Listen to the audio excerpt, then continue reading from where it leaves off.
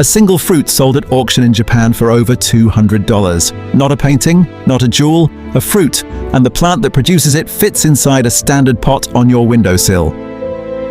Right now, there are 25 fruits most people have never seen in any store, any market, or any garden, and every single one of them can be grown indoors.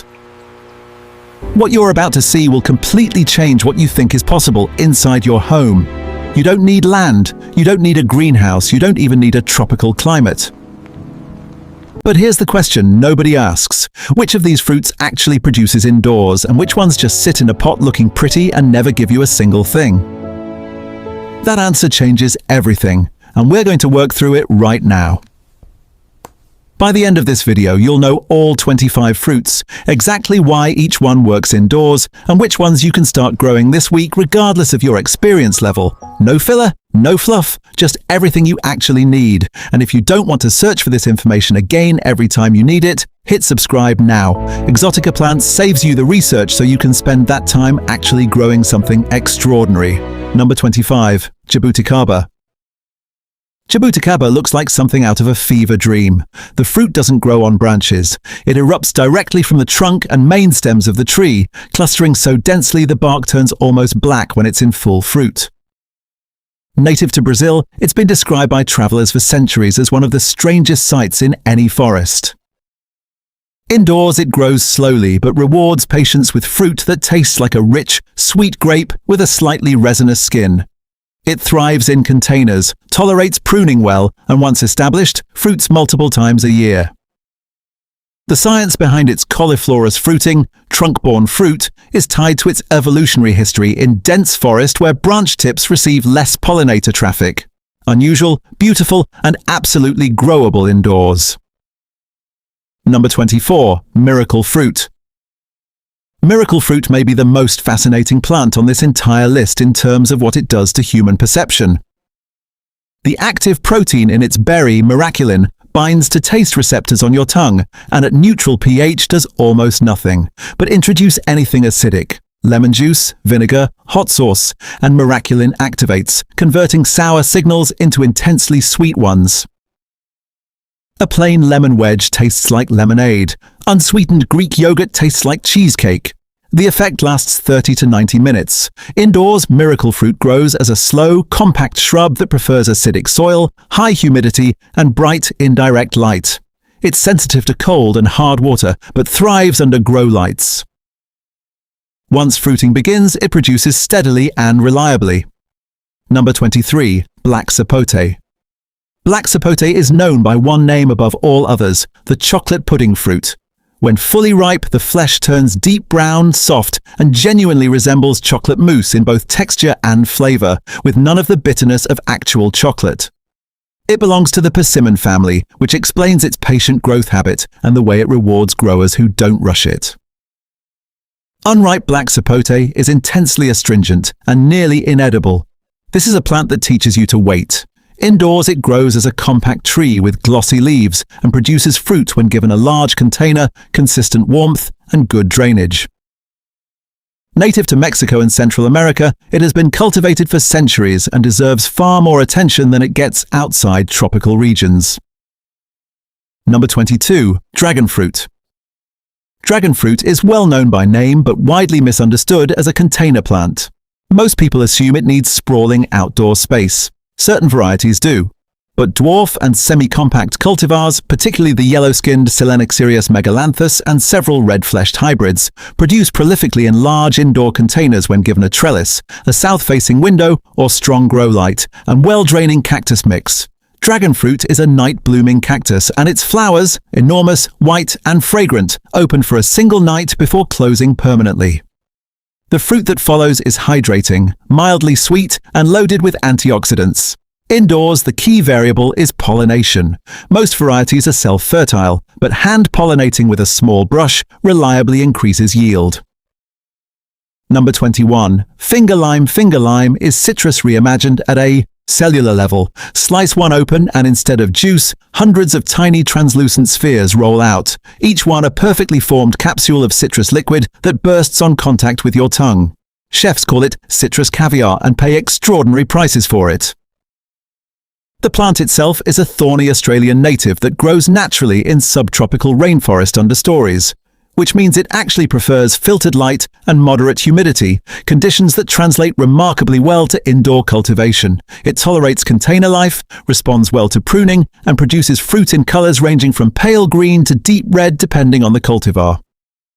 It is slow to establish, but once it begins fruiting, it produces reliably. Few plants on this list offer this level of culinary value per square foot. Number 20. Monstera Deliciosa Fruit millions of people grow. Monstera Deliciosa in their homes and have no idea that the plant produces edible fruit. The fruit, which gives the plant its species name, Deliciosa, looks like a pale green corn cob covered in hexagonal scales.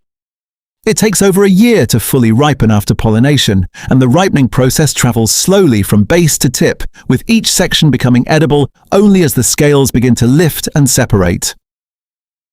Eating unripe sections causes intense oral irritation from calcium oxalate crystals, another reason patience matters with this plant. When fully ripe, the flavor has been described as a blend of pineapple, banana, and vanilla.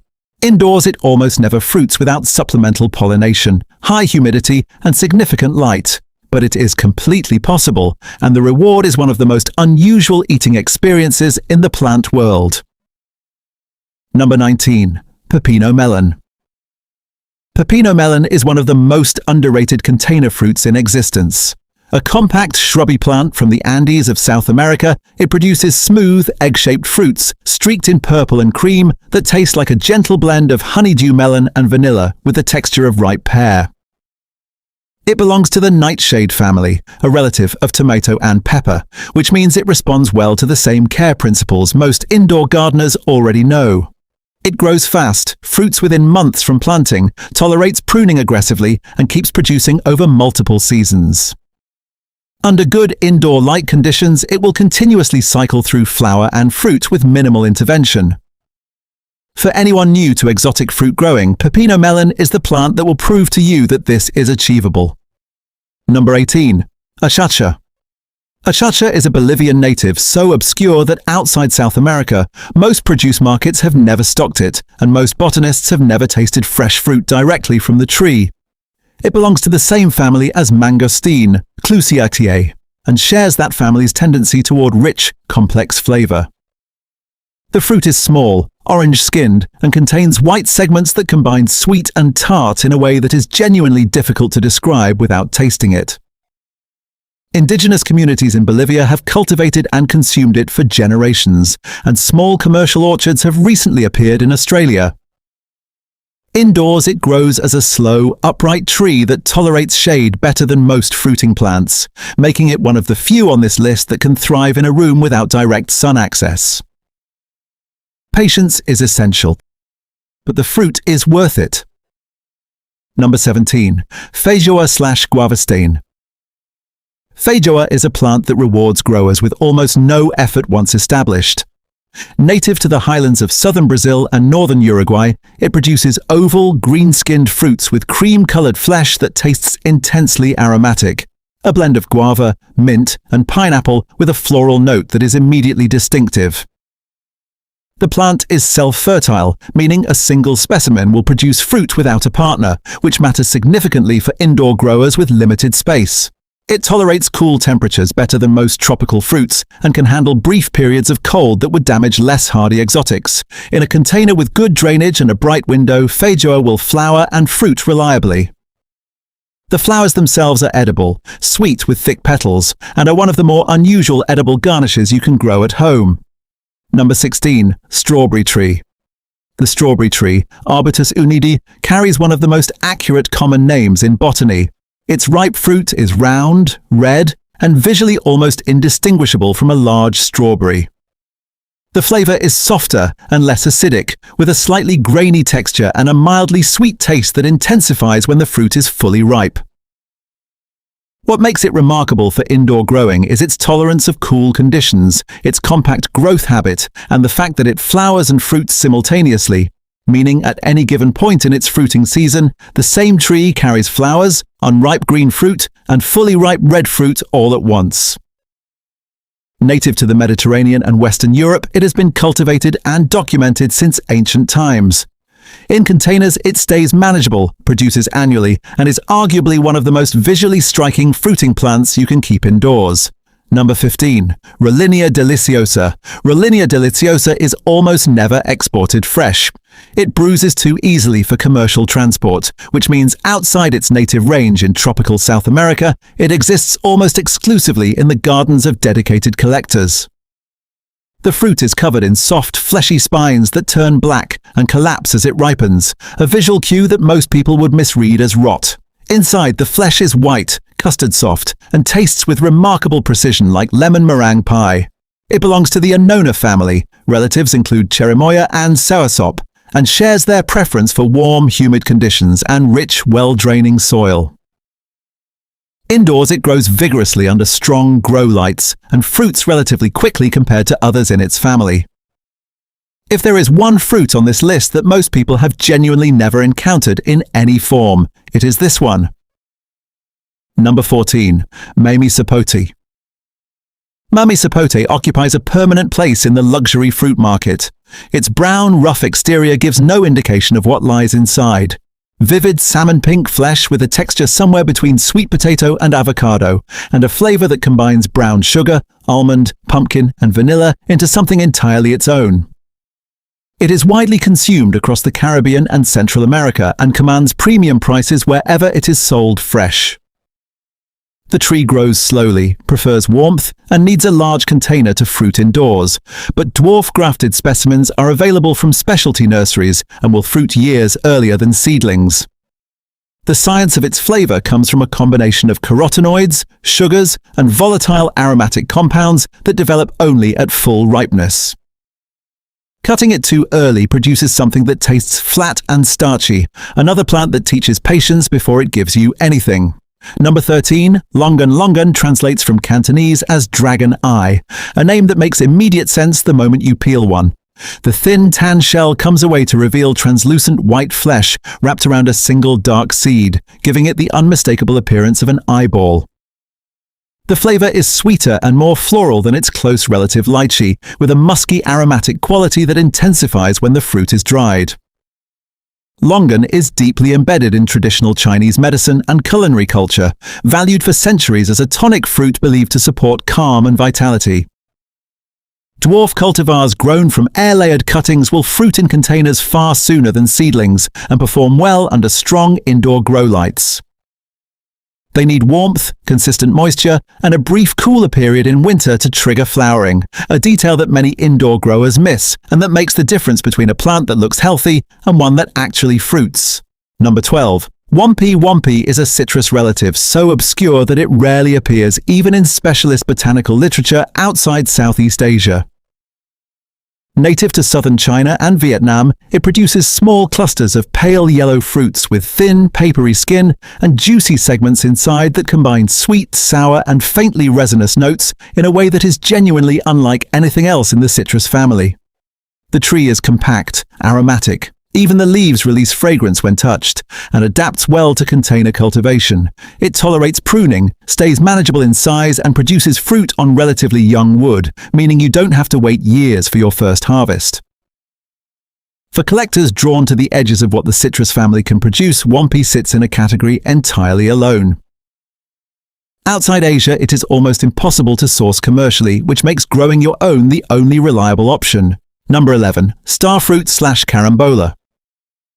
Starfruit is one of the few exotic fruits on this list that has broken into mainstream markets. But what most people buy in supermarkets barely represents what the plant is capable of when grown with intention. Dwarf cultivars of Carambola grown in containers and allowed to fully ripen on the tree produce fruit that is dramatically sweeter and more complex than anything commercially harvested. The distinctive five-ridged cross-section that gives it its common name is striking on a plate, which is part of why chefs prize it as a garnish. Scientifically, the fruit contains significant levels of oxalic acid, which is relevant for anyone with kidney conditions, a detail worth knowing. Indoors, dwarf carambola fruits heavily in large containers under good light, tolerates humidity well, and produces multiple crops per year once established. It is one of the more forgiving exotic fruit trees for indoor growing. Number 10. Loquat. Loquat is an ancient fruit with a history stretching back over 1,000 years in China and Japan, yet it remains almost entirely unknown in Western markets. The fruit is small, orange-yellow, and clusters in groups at branch tips. The flavor is a gentle blend of peach, citrus, and mild honey, soft, approachable, and distinctive without being challenging. What makes Loquat remarkable for indoor growing is its cold tolerance. Unlike most fruits on this list, Loquat actually requires a cool period to trigger flowering, which means seasonal indoor temperature fluctuations that stress other tropical plants work in its favor. It grows as a compact, attractive evergreen tree with large, textured leaves and fragrant winter flowers. The fruit follows in early spring. For anyone in a temperate climate growing exotics indoors, Loquat is one of the most reliable performers on this entire list. Number 9. Yellow Mangosteen. Yellow Mangosteen, Garcinia humilis, is the more manageable sibling of the famous purple mangosteen, and in many ways a more practical choice for indoor growing. Where purple mangosteen is notoriously slow, cold-sensitive, and demanding, yellow mangosteen grows faster, tolerates a wider range of indoor conditions, and still delivers intensely flavored fruit. The flesh is white to pale yellow, rich and aromatic, with a sweet tart balance that reminds many tasters of apricot crossed with tropical citrus. It belongs to the same Garcinia genus that has been studied extensively for its xanthone compounds, a class of bioactive molecules present in high concentrations in the fruit rind and associated with significant antioxidant activity in research settings. Indoors, it needs consistent warmth, high humidity, and acidic, well-draining soil. It rewards growers who treat it like a long-term investment rather than a fast-return plant. Number 8. Sapodilla/Chico Sapote. Sapodilla may be the most patient plant on this list, and the most rewarding for those who stay with it. The fruit looks unremarkable from the outside, a round, brown, rough-skinned sphere that could be mistaken for a small potato. Cut it open, and the flesh is a deep caramel brown, grainy smooth like a perfectly ripe pear, and it tastes with startling accuracy like brown sugar dissolved in cream with a note of cinnamon. The flavor comes from the natural accumulation of sugars as the fruit undergoes a slow ripening process over many months. Sapodilla is also the source of chicle, the original base for chewing gum, harvested from the latex of the tree's bark for centuries in Mexico and Central America. Indoors it grows slowly, needs warmth and good drainage, and takes time to establish before fruiting. But ask anyone who has tasted a tree-ripened sapodilla. It is worth every day of the wait. Number 7. Dwarf Cavendish. Banana growing indoors is more achievable than most people realize, and the Dwarf Cavendish is the cultivar that makes it possible.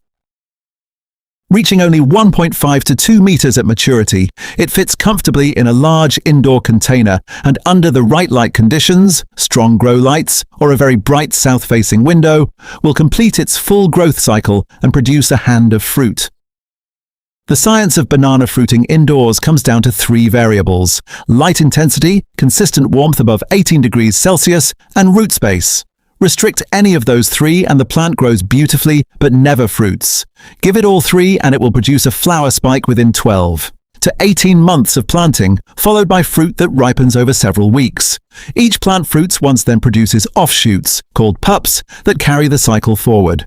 It is one of the most satisfying fruiting experiences in indoor gardening because the process is visible and dramatic at every stage.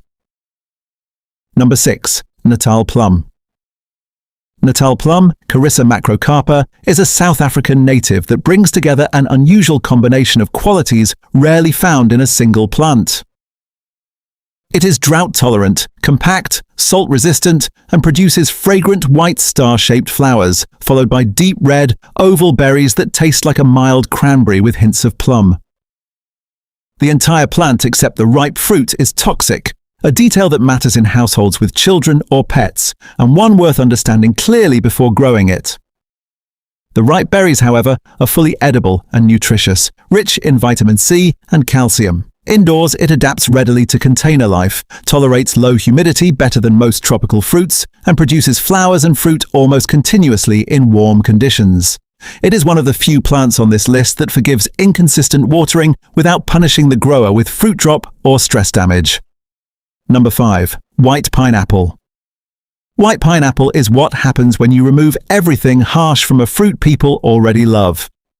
Where standard Cavendish pineapple carries significant acidity alongside its sweetness, white pineapple cultivars, particularly those developed in the highlands of Costa Rica and Hawaii, produce fruit with dramatically lower acid content and a sweetness so clean and intense it has been compared to pineapple-flavored candy.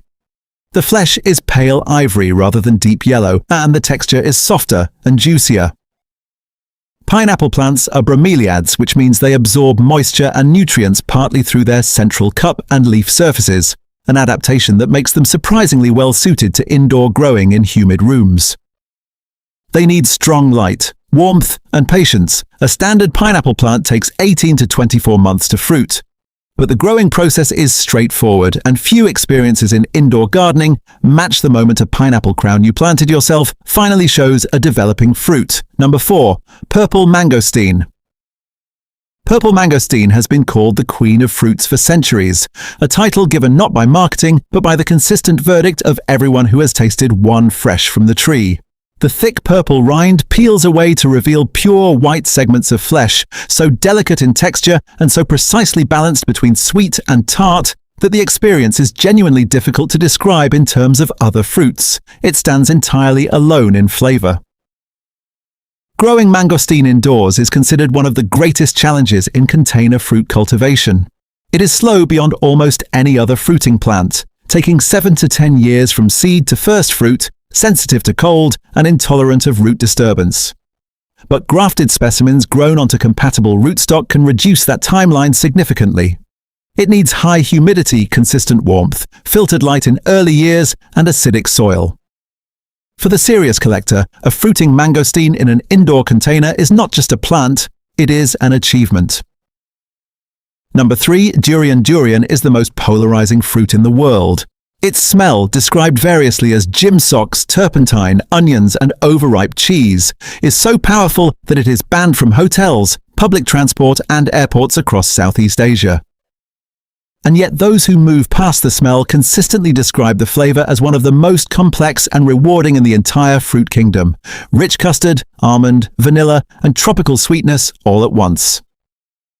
Durian's odor comes from a cocktail of sulfur-containing volatile compounds that develop only after the fruit is opened. The intact fruit is far milder. Dwarf durian cultivars, particularly the Musang King dwarf hybrids developed in Malaysia, can be grown in large containers indoors and will fruit under sufficient light and heat.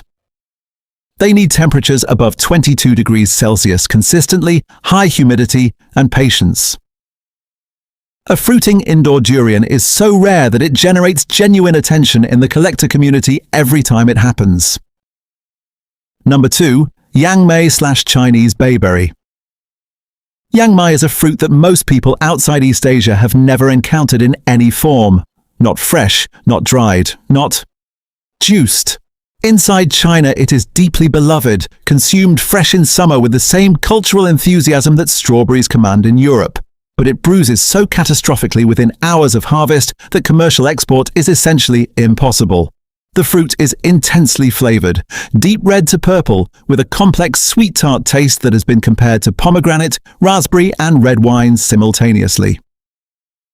The tree is evergreen, slow-growing, nitrogen-fixing through a root symbiosis with the bacterium Frankia, and remarkably well adapted to container cultivation once established. It tolerates low-fertility soil, manages moderate drought, and in indoor conditions with good light produces fruit that almost no one outside Asia will ever taste through any other means. Growing Yangmei indoors is, in a very real sense, growing something the rest of the world has lost access to. Number 1. Cacao Tree. The number 1 fruit on this list is the one that changed human civilization, cacao, Theobroma. Cacao, whose scientific name translates literally as food of the gods, is the tree that chocolate comes from, and it grows perfectly as an indoor container plant. The fruits, called pods, erupt directly from the trunk and main branches in the same cauliflorous pattern as Jabuticaba, growing in vivid shades of yellow, orange, red, and purple, depending on variety. Inside each pod are 20 to 50 seeds surrounded by white pulp. The pulp itself is sweet, tangy, and tropical tasting, nothing like chocolate, and is consumed directly in the regions where cacao grows natively. The seeds, when fermented, dried, and roasted, become cocoa, the foundation of chocolate as the world knows it. Cacao needs warmth above 20 degrees Celsius, high humidity, filtered light, and protection from drafts. Dwarf varieties available from specialty nurseries are ideally sized for containers and will fruit indoors with consistent care. There is genuinely nothing else like having a cacao pod developing in your living room. It connects the most ordinary pleasure in most people's lives directly to a living plant they grew themselves. Here is the truth that this entire list points toward, and it is simpler than most people expect. The barrier to growing exotic fruits indoors has never been climate. It has never been geography. It has never been access to some rare growing technique that only specialists know. The barrier has always been information, specifically the absence of it in the places most people look. Every single fruit on this list has been successfully grown in a container indoors by someone working with ordinary resources. Not a professional botanist, not someone with a custom greenhouse, someone with a grow light, a large pot, the right soil mix, and the patience to follow through. The variables that determine success are all controllable: light intensity, humidity, container size, soil drainage, and temperature consistency. None of those require land, none require a tropical address. All of them can be managed inside a house or apartment with the right setup. What most people misread as a climate problem is actually a microclimate problem, and microclimate is something you can engineer indoors. A humidity tray, a grow light on a timer, a pot with adequate drainage, and a consistent room temperature are all it takes to replicate the core conditions of a tropical growing environment. The plants on this list evolved in specific conditions, yes, but those conditions are defined by a handful of variables, and those variables are reproducible. The second thing this list reveals is how much the global food system has narrowed what most people think fruit can be. Walk into any supermarket in the world and you will find the same 15 to 20 varieties, selected not for flavor or nutritional density, but for shelf life, uniformity, and transport durability. Dozens of the world's most flavorful, most nutritious, and most biologically fascinating fruits never appear in those spaces. Not because they are inferior, but because they are too delicate, too slow, or too unusual to survive commercial distribution. Growing them yourself is the only way most people will ever taste them. And the third thing, perhaps the most important, is that many of these plants are disappearing. Deforestation, climate disruption, and agricultural consolidation are shrinking the natural range of fruits like Rollinia, Yangmei, and Achacha in sight, ways that are likely irreversible at scale.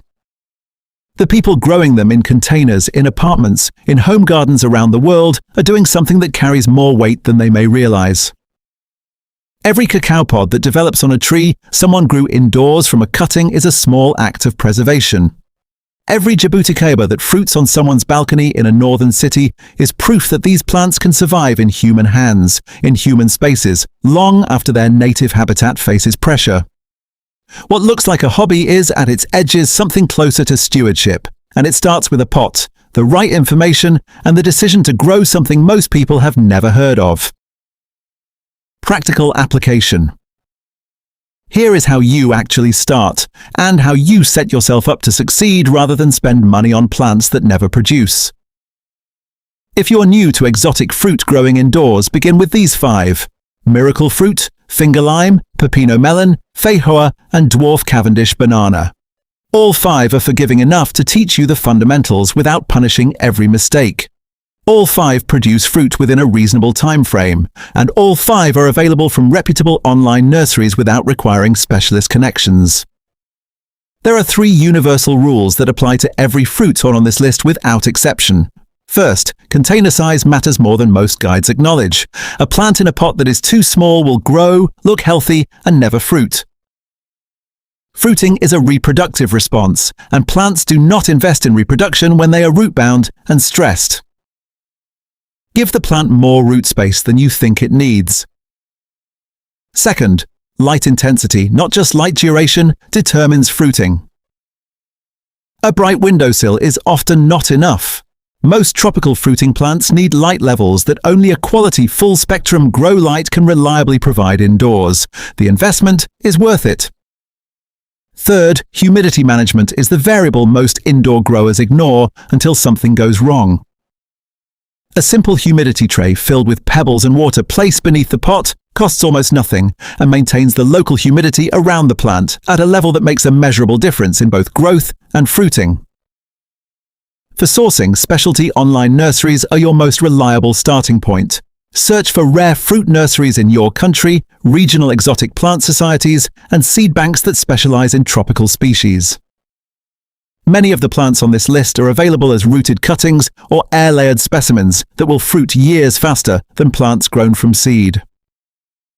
Online exotic plant communities, particularly forums and social media groups dedicated to rare fruit growing, are also invaluable for sourcing leads and grower-to-grower advice that no general gardening guide will give you. Every fruit covered in this video can be started from seed or cutting.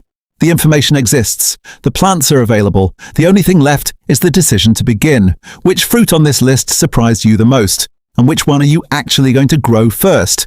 Drop it in the comments right now. Seriously, I read every one and the answers are always more interesting than you'd expect. If this video gave you something useful, subscribe to ExoticaPlants. We don't just cover how to grow things, we cover why they grow, what they mean, and what most growers never think to ask. That's the difference between keeping a plant alive and actually understanding it. The next video is already waiting for you. Don't leave without watching it.